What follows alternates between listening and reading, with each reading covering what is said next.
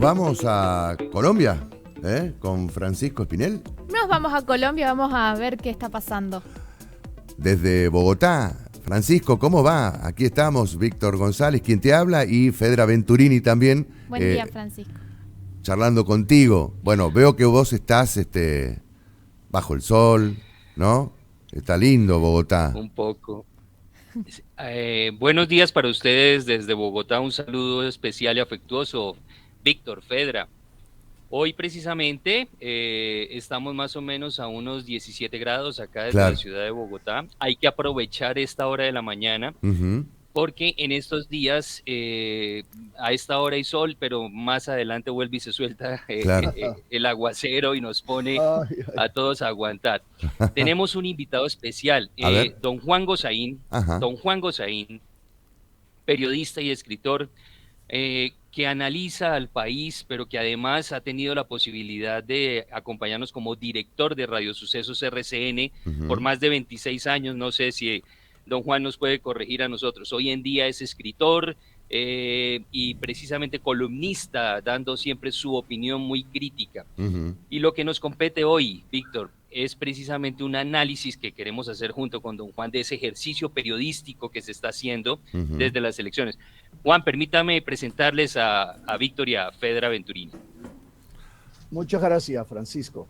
¿Me están oyendo bien, por favor? Perfecto. Sí, perfecto, se le escucha. Perfecto. Bueno, te dejamos la primera pregunta a vos, Francisco, y después... Espéreme un segundito. Sí. Espéreme un segundo. Sí, cómo no. Es que estoy viendo que en este programa cabe el mundo. No, pero digamos que no el mundo, digamos que cabe la temperatura del mundo. Ustedes, Víctor y Fedra, acaban de decir que en Paraná, en la ciudad de Paraná, tienen 4 grados. Así es. Y entra Francisco Espinel desde Bogotá y dice que delicia, aquí tenemos 17. Así es. Yo estoy en Cartagena de Indias, Colombia, a orillas del Mar Caribe, y aquí tenemos 31 en este momento. Pero claro. Bueno, a mí me ha pasado, discúlpenme que haga una autorreferencia, estuve en Colombia en el año 2015, el 12 de junio más exactamente, es decir que ahora breve voy a cumplir 7 años que estuve por allá, y precisamente estuve en Bogotá y luego viajé a Cartagena. De Bogotá salí con 12 grados de temperatura, cuando llegué a Cartagena hacía 37 grados. Bueno, ahí tiene usted. Ahora estamos en invierno, Víctor. Claro. Aquí en esta región. Ajá. Estamos en invierno, y en invierno la temperatura baja tanto que baja a 31 grados, imagínese. Claro, qué bárbaro, ¿no? Imagínese cuando sea verano. Sí, totalmente, totalmente. Pero es un clima... A la orden, muchachos, muchachas. Más que nada es un clima caluroso, pero seco. No es tan húmedo. Seco, sí, señor, y venteado. Exacto. Digamos, se pasa bien. La verdad que usted está en un lugar privilegiado del mundo, Juan. Además, si usted estuviera viendo aquí conmigo en el estudio de mi casa, donde estoy yo en mi biblioteca, todavía acentuaría más lo que acaba de decir del lugar privilegiado. Mire, a la derecha de mi puesto tengo el mar abierto, la playa. ¡Ay, qué lindo! A la izquierda tengo la bahía de Cartagena de Indias, por donde llegaron los conquistadores españoles. Mi apartamento está entre la bahía y el mar abierto. ¡Ay, qué hermoso lugar! Muy lindo lugar. Muy bonito, sí, la verdad que bonito. sí. Bueno, estamos... Víctor, si me lo permites. Dale. Entonces, don Juan, gracias a usted por acompañarnos en esta mañana en La Historia Continúa. Estamos también para el programa El Explorador y queríamos primero agradecerle por su tiempo y preguntarle puntualmente por qué precisamente en sus últimas intervenciones, don Juan, usted está haciendo una crítica aguda, si se puede decir, a ese ejercicio periodístico que se ha presentado en estos tiempos de elecciones en Colombia. ¿Qué es lo que está pasando? Es doloroso decirlo, y no es una crítica al periodismo. Francisco, lo que yo digo es una crítica a mí mismo, porque lo llevo en el corazón, en el alma. Lo que estamos viviendo es el resultado de la manipulación que se ha venido produciendo durante los últimos años. ¿Por qué? Porque es que hace, digamos, 20, 25 años, cuando vino el gran estallido de las nuevas tecnologías, todos saltamos regocijados. Por fin llegó el nuevo periodismo, las imágenes en un computador, las puedo llevar en el teléfono celular, en mi bolsillo. Imágenes instantáneas, bellas, en movimiento, en colores, y celebramos jubilosos sin saber que eso lo que traía aparejado era la manipulación, la tergiversación, la mentira. Y entonces pasó el primer fenómeno insólito, el de las redes sociales. Claro.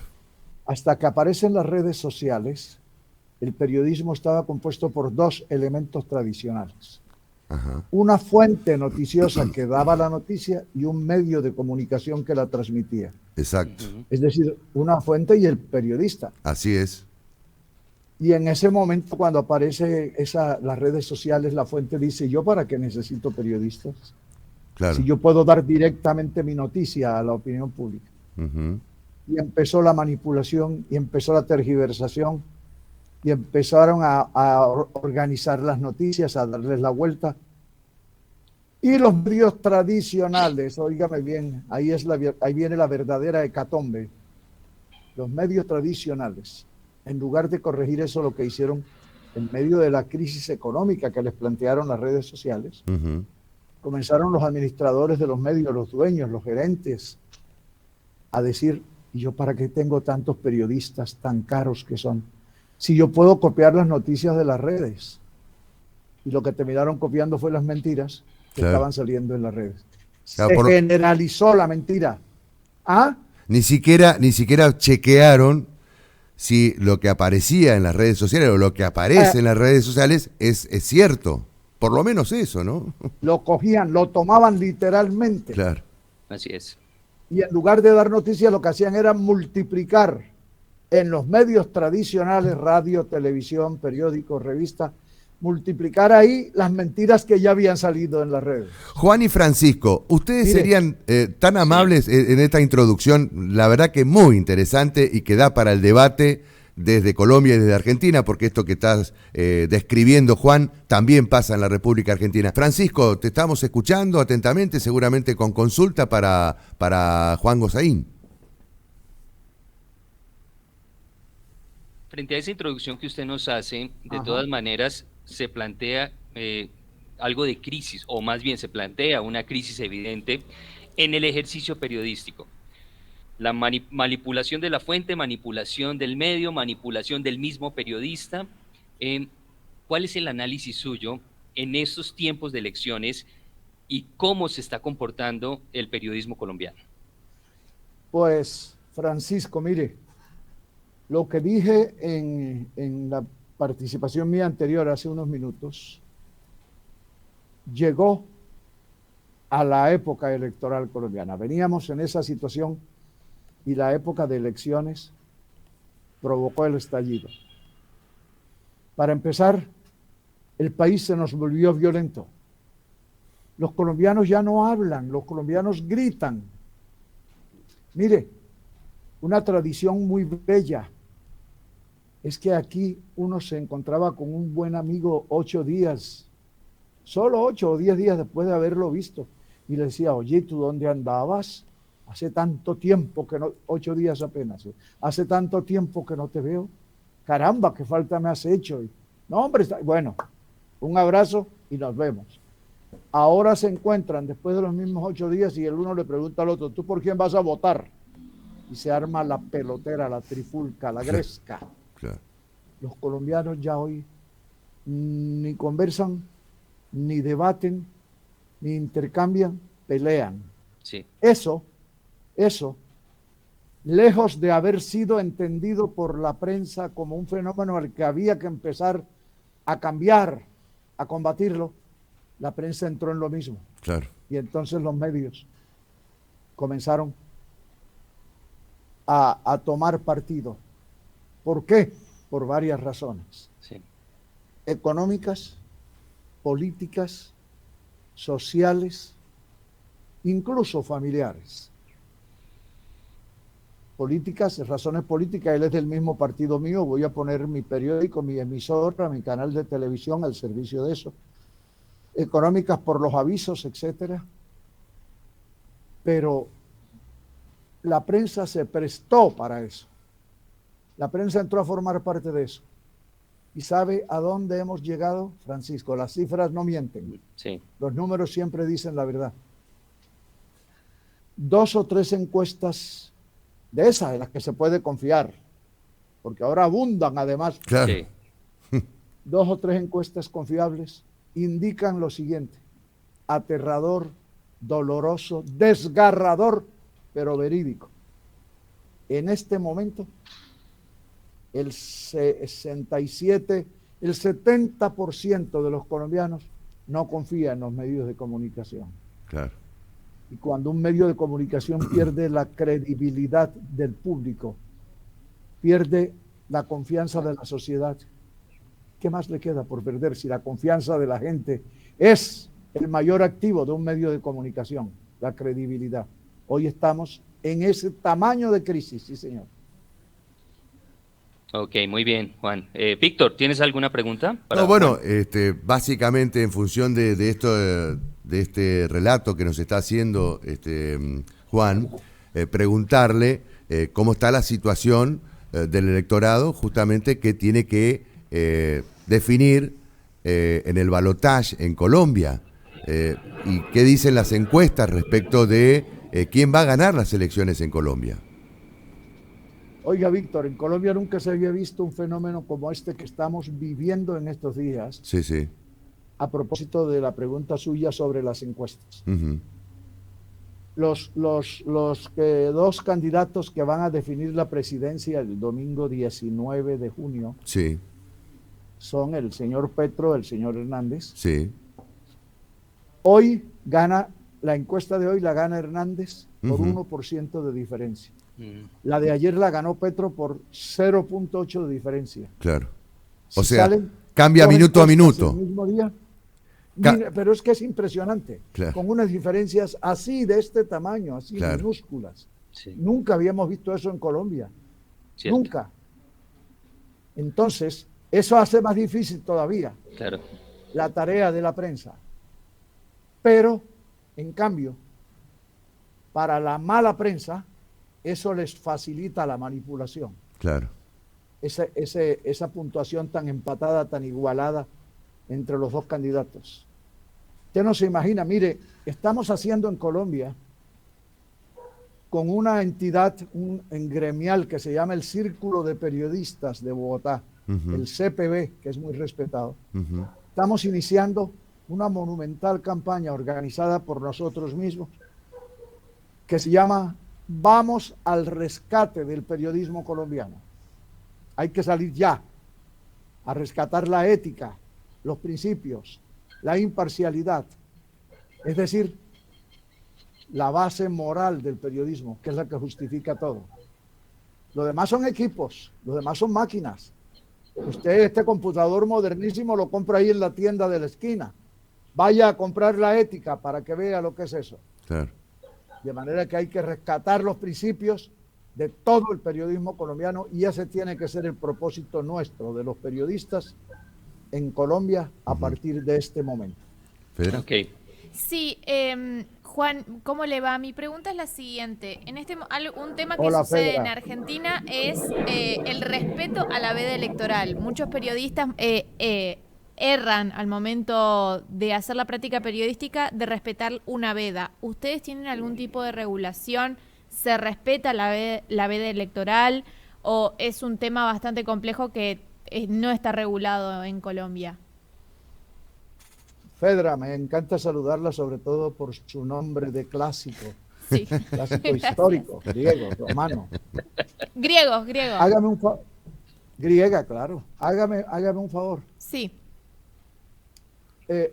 Tradúzcame, ¿qué es la veda para ustedes? Veda electoral es que no se pueden, digamos, Está decir impedido de hacer actos actos públicos, públicos. no Sí, se sí, pueden ya ya entendí, pasar claro. propagandas políticas en ningún tipo de medio o en ninguna plataforma, y también no se puede hablar de los resultados Ujú. de las elecciones mientras se sigue en el horario de votación. Por ejemplo, en Argentina el horario de votación es desde las 6 hasta las 18 y sucedió una situación en Argentina en las elecciones presidenciales de 2015 que se daban resultados a las 17:58 y respetando la veda electoral.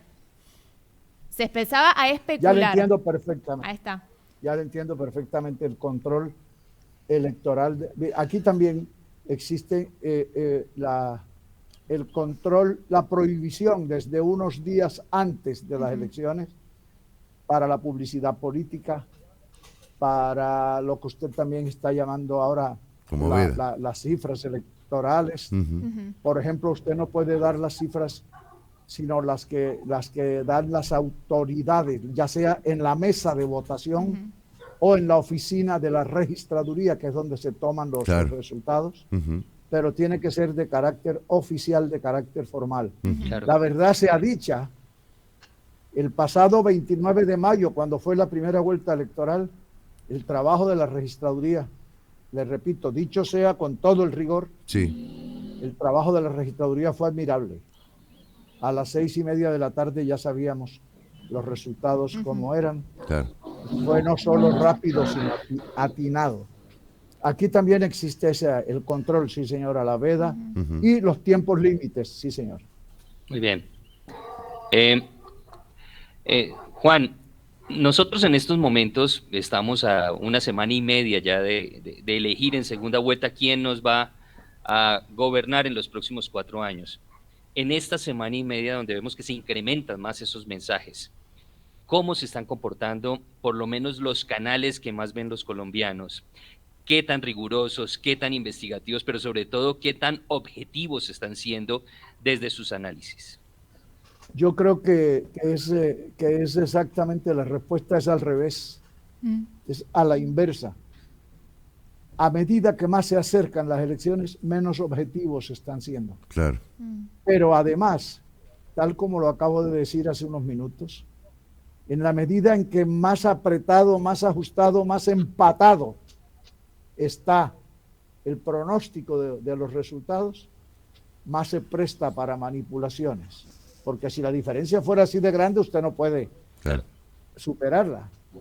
Pero con esas diferencias tan estrechas, con estos días que están volando rumbo a las elecciones tan rápido, lo que uno está viendo cada día más es el hecho de estar cocinando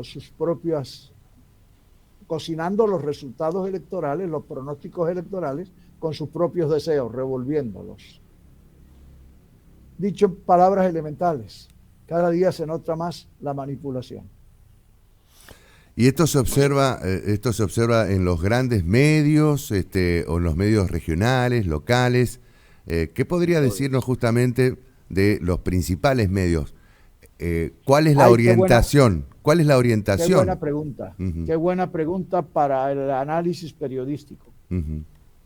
Los grandes medios, solemnes, serios, Sí,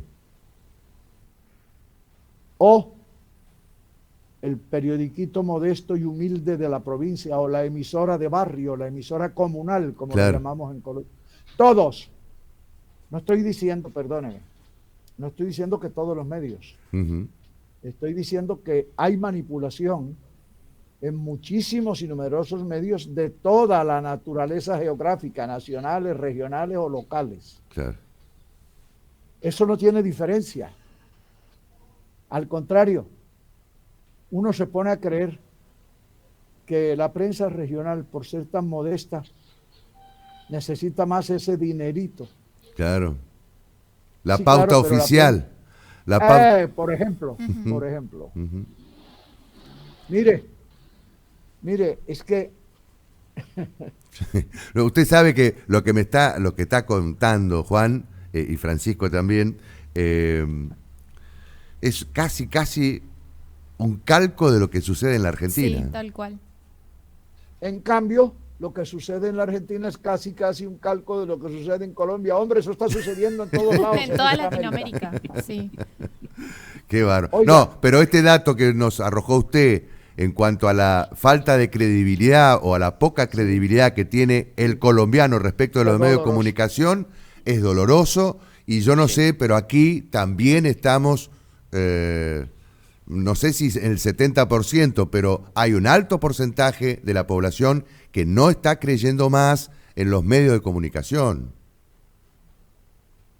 Así es. Mire, es el universo. Sí, sí. Como le digo, la avalancha tecnológica Claro. trajo consigo, y conjuntamente con sus grandes y prodigiosos avances, el deterioro de la confianza de la opinión pública. Totalmente. ¿Quiere que le cuente una cosa? Hoy en día, Sí. le voy a poner un ejemplo que ocurre aquí en la Argentina, en Alemania, en Brasil, donde quiera. Ujú. A las 6 de la tarde el señor sale de su trabajo, de su oficina, se va a su casa, llega y pone en el televisor o en el computador o en el radio el noticiero, Sí. y tiene el celular, se lo pone aquí en la pierna por si alguien lo llama. Aquí. Ujú. Estando en eso, suena el celular con señal mensaje, Sí. y él mira, lo primero que se dice automáticamente en su cabeza es: esto será verdad, Claro. en cualquier idioma. Claro. Esto será verdad. Ya hemos llegado a perder la confianza, que antes de consultarlo ya estamos dudando. Es verdad. La duda, Ujú. la duda está superando a la consulta, Ujú. de Así es. tanto que han mentido a la gente, sí señor. Muy bien. Bueno, Francisco, la verdad que un privilegio hablar con Juan Gosaín, y seguramente lo vamos a seguir teniendo para, en todo caso, hacer un análisis posterior a las elecciones, ¿te parece? O bien antes, ustedes disponen, ¿eh? Cuando ustedes digan, porque ustedes son los periodistas, no podemos seguir manipulando, yo mandándoles a decir: me tienen que entrevistar porque les voy a dar un aviso. No, pero la verdad que nos O ustedes introdujo... mandándome a decir: me tiene que dar un aviso porque lo voy a entrevistar. No, claro, totalmente, Juan. Así es. Es interesantísimo el debate que nos proponen, y Sí. la mirada, ¿no? Sobre todo la mirada sobre los medios de comunicación, cómo estamos. Ayer acá en la Argentina se conmemoró el Día del Periodista, y precisamente este tema de la credibilidad estuvo revoloteando en la mesa de análisis, de discusión, de debate, digamos, en todas las reuniones que hubo de periodistas. El tema de la credibilidad. ¿Nos creen o no nos creen? ¿Qué está pasando? Así es. ¿Qué está sucediendo con los medios de comunicación? Qué ¿no? bueno, Es qué bueno, que interesantísimo. Eso es lo que queremos también. Sí, claro. Víctor, Sí. si me lo permites, de todas maneras, a Juan sabe toda mi admiración, pero sobre todo ese agradecimiento por acompañarnos. Yo sé que es una persona muy ocupada, que tiene muchos compromisos, y sus libros, que son su pasión sobre todo, porque sabemos lo escritor, lector, lo gran lector que es. Sí. Juan, estaremos entonces analizando en estos 10 días cómo se comportan, sobre todo los datos de elecciones puntualmente. Pero sabemos nosotros que en los medios de comunicación, pues tiene que revisarse ese análisis para que la gente pueda de verdad tomar decisiones basadas también en los canales en los que confiaba antes y ahora pareciera que no. Hay que recuperar la confianza, sí señor. Así es. Les agradezco Listo. mucho, mire, yo estoy a la orden cuando guste. Bueno, Juan. Gracias. Y Muchísimas le quiero gracias. pedir un favor a Fedra Sí, y a Víctor. Sí. Cuando lo vean por ahí, denle de parte mía el más grande abrazo de admiración y de cariño a Jorge Luis Borges. Sí. Podemos, en todo caso, con una lectura. con una lectura, un medium. Podemos hacer el mejor homenaje a Jorge Luis Borges. Bueno. Ay, en estos días leí una anécdota de ese señor Uh-huh. que lo pinta de cuerpo entero. Sí. Ahora, de lo que estamos hablando, Sí. la honradez, la ética personal, Uh-huh. la vida limpia. Estaba en Madrid Borges, lo invitaron de unos grupos de academias. Sí. Y él fue desde Buenos Aires hasta Madrid Ujú, para hablar de los clásicos de la literatura española. ujú. Y de repente Borges dijo la verdad en la charla que estaba haciendo él.